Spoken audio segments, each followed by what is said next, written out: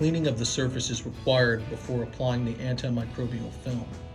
It should always be assumed that the surface is contaminated with dirt. Some residues or contaminants may not be visible, however, they may impact the adherence of the film.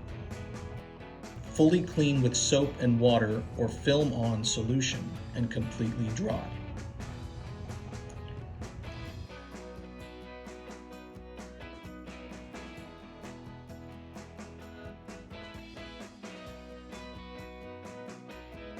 Remove the liner and spray with the solution. Spray surface with the soap and water or film-on solution. Place film on the surface, sticky side down.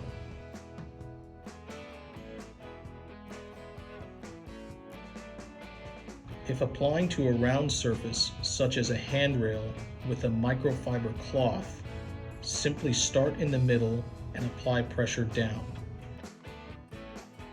Start at the middle again, apply pressure up.